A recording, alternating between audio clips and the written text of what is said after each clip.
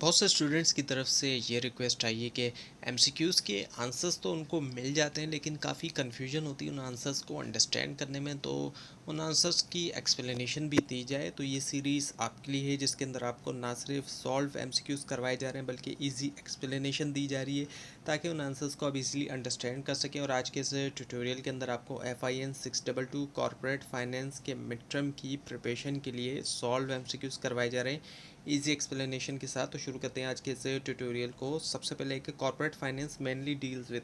अब corporate finance के अंदर मेनली तौर पे डील किया जाता है इनमें से किसके साथ? The answer is investment and financing decisions.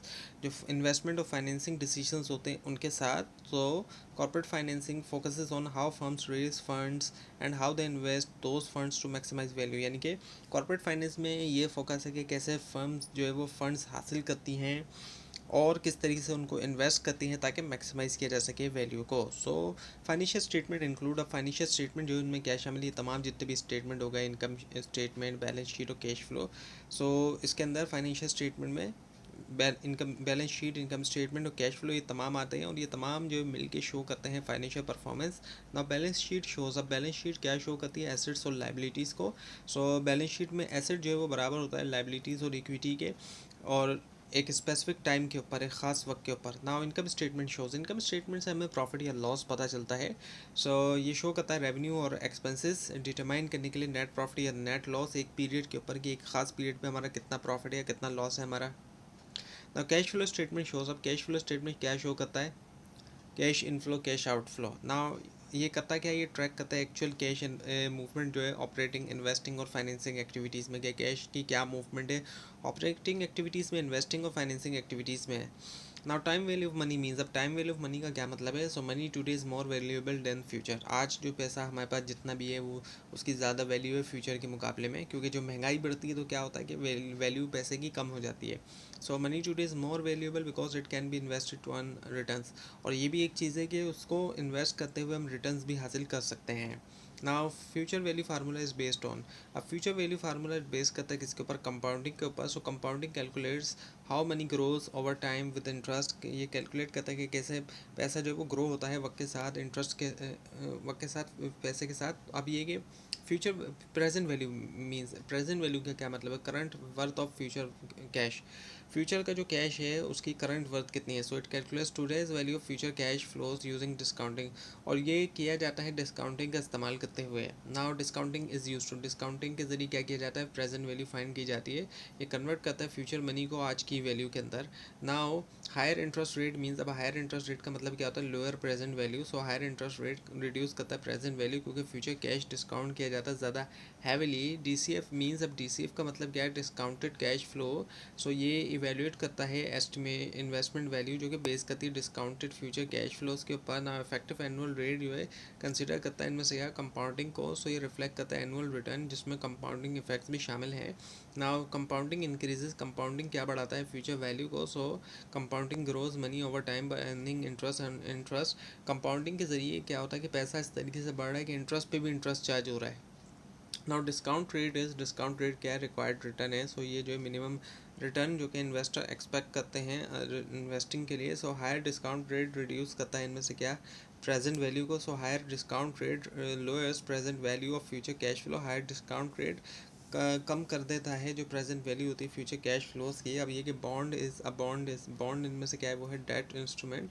Bond is a loan given to investors, given by investors to companies और गवर्नमेंट। बॉन्ड जो है वो लोन होता है जो कि इन्वेस्टर्स की तरफ से दिया जाता है कंपनीज या फिर गवर्नमेंट को। नाउ बॉन्ड रिसीव्स, बॉन्ड पे रिसीव होता है क्या? इंटरेस्ट होता है, सूद। So bond earns, bond holder earns fixed interest payment coupon. अब जिनके पास बॉन्ड होता है वो उनको फिक्स्ड इंटरेस्ट पेमेंट मिल रही होती है, इंटरेस्ट जो फिक्स ही होता है। अब ये कि फेस वैल्यू इज, सब फेस वैल्यू क्या है? वो पार वैल्यू होती है। Face value is the amount paid back at maturity.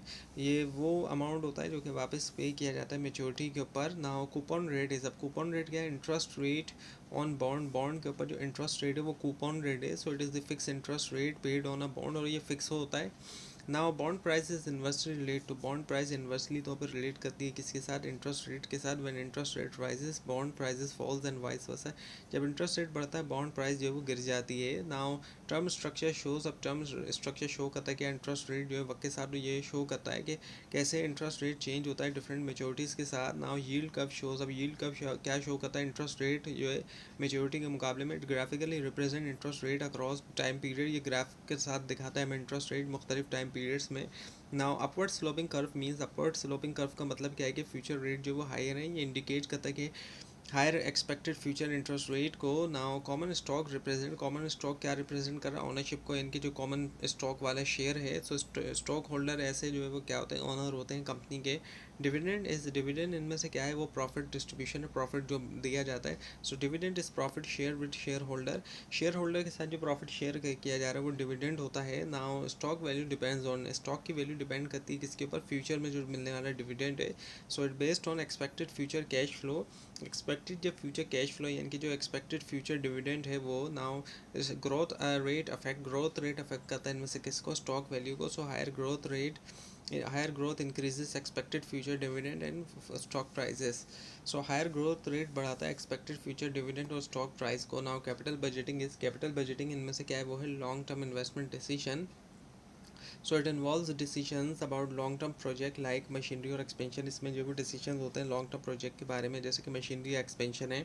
ना main goal of capital budgeting, main जो गोल है कैपिटल बजटिंग का वो ये है कि मैक्सिमाइज करना वैल्यू। सो जो मेन ऑब्जेक्टिव है कैपिटल बजटिंग का वो ये कि मैक्सिमाइज किया जाए फर्म की वैल्यू सेलेक्ट करते हुए प्रॉफिटेबल जो लॉन्ग टर्म प्रोजेक्ट्स होते हैं। Now capital budgeting involves, capital budgeting में इनमें से क्या शामिल है, लॉन्ग टर्म प्रोजेक्ट्स। तो कैपिटल बजटिंग का फोकस है लॉन्ग टर्म इन्वेस्टमेंट के ऊपर, इन्वेस्टमेंट डिसीजंस जो हैं जैसे कि मशीनरी एक्सपेंशन या न्यू प्रोजेक्ट्स वगैरह। Now NPV stands for, NPV की फुल फॉर्म क्या है, वो है नेट प्रेजेंट वैल्यू। सो ये मेजर करता है डिफरेंस प्रेजेंट वैल्यू जो है कैश इनफ्लो की और जो आउटफ्लो की उनके दरमियान। Now positive net present value means, positive net present value का क्या मतलब है कि प्रोजेक्ट को एक्सेप्ट किया जाए। So positive net present value means the project add value and should be accepted, इसका मतलब ये है कि प्रोजेक्ट ऐड करता है वैल्यू और उसको एक्सेप्ट किया जाए। नाउ आईआरआर मीन्स, आईआरआर का मतलब क्या, इंटरनल रेट ऑफ रिटर्न है। सो ये जो है डिस्काउंट रेट होता है जिसके ऊपर नेट प्रेजेंट वैल्यू जीरो बन जाती है। नाउ पे बैक पीरियड मेजर्स, अब पे बैक पीरियड मेजर करता है क्या, टाइम टू रिकवर इन्वेस्टमेंट, कि कितना जो है वो टाइम लगेगा ये जो हमने इन्वेस्टमेंट किया उसको रिकवर करने में। सो ये शो करता है how long it takes to recover the initial investment, यानी कि कितना लंबा हमें लगेगा अपनी इन्वेस्टमेंट को, इनिशियल इन्वेस्टमेंट को रिकवर करने में। नाउ शॉर्टर पे बैक मीन्स, शॉर्टर पे बैक का मतलब क्या है कि बेटर प्रोजेक्ट है, यानी कि हमें जल्द से जल्द अपनी इन्वेस्टमेंट वापस मिल जाएगी। सो अ शॉर्टर पे back period means quick recovery of investment, so it is preferred, और इसी को ही प्रेफर किया जाता है क्योंकि जितनी इन्वेस्टमेंट की है उतना अमाउंट हमें बहुत जल्दी रिटर्न मिल जाएगा उसका। So profitability index is, profitability index क्या है इनमें से, द आंसर इज बेनिफिट और cost. So profitability index is the ratio of present value of inflow to initial investment, ये जो है क्या होता है, रेशियो होता है प्रेजेंट वैल्यू ऑफ इनफ्लो से इनिशियल इन्वेस्टमेंट का। सो अगर ये जो है profitability index more than one है, इसका मतलब क्या है कि एक्सेप्ट किया जाए प्रोजेक्ट को। सो अगर ये एक से ज़्यादा है तो प्रोजेक्ट क्रेडिट करता है वैल्यू और उसको एक्सेप्ट किया जाएगा। और रिस्क का मतलब क्या है, अनसर्टेनिटी, गैर यकीनी सूरत हाल। रिस्क से मुराद अनसर्टेनिटी होती है एक्सपेक्टेड रिटर्न्स के हवाले से। हायर रिस्क जो है वो हमें देता है इनमें से क्या, हायर रिटर्न देता है। So investor expect higher return as compensation for higher risk, investor expect करते हैं हायर रिटर्न कंपनसेशन के तौर पर हायर रिस्क के लिए। रिटर्न जो इनमें से क्या है वो है गेन फ्रॉम इन्वेस्टमेंट, गेन हासिल करना इन्वेस्टमेंट में से। So risk return is the profit और gain earn from an investment, return वो प्रॉफिट या गेन है जो कि अर्न किया गया इन्वेस्टमेंट से। डाइवर्सिफिकेशन रिड्यूस, डाइवर्सिफिकेशन कम करता है क्या, रिस्क को। So it spreads investment to reduce unsystematic risk, diversification के जरिए अनसिस्टमेटिक रिस्क को कम किया जा सकता है जब मुख्तलिफ जगहों पर इन्वेस्टमेंट की जाएगी, एक जगहों पर इन्वेस्टमेंट नहीं की जाए, एक जगह पे अपना पैसा सारा ना फंसाया जाए। ना पोर्टफोलियो मीन्स, अब पोर्टफोलियो का मतलब क्या होता है, collection of assets. So it is a combination of different investment held together, इससे मुराद कॉम्बिनेशन है मुख्तलिफ जो इन्वेस्टमेंट की गई हैं। ना अब रिस्क इन पोर्टफोलियो में, अब रिस्क का होना पोर्टफोलियो में वो क्या है, रिस्क रिड्यूस होता है। क्यों, क्योंकि डाइवर्सिफिकेशन की वजह से मुख्तलिफ जगहों पर इन्वेस्टमेंट की गई है। लेकिन ये एलिमिनेट नहीं कर सकता कम सिस्टमेटिक रिस्क को मुकम्मल तौर पर, ये भी है, इसकी लिमिटेशंस भी अपनी जगह पर। Now C A P M stands for, C A P M का मतलब क्या है, इनमें से इनकी जो ये एब्रीवेशन है वो है capital asset pricing model, and it is use to determine expected return based on risk. और इसी के ज़रिए अंदाज़ा लगाया जाता है जो एक्सपेक्टेड रिटर्न, और वो बेस करता है रिस्क के ऊपर। नाउ CAPM कैलकुलेटर ये कैलकुलेट करता है क्या एक्सपेक्टेड रिटर्न को। सो ये एस्टिमेट करता है return, estimate the return investor require, जो इन्वेस्टर्स को रिक्वायर होता है गिवन रिस्क लेवल के लिए।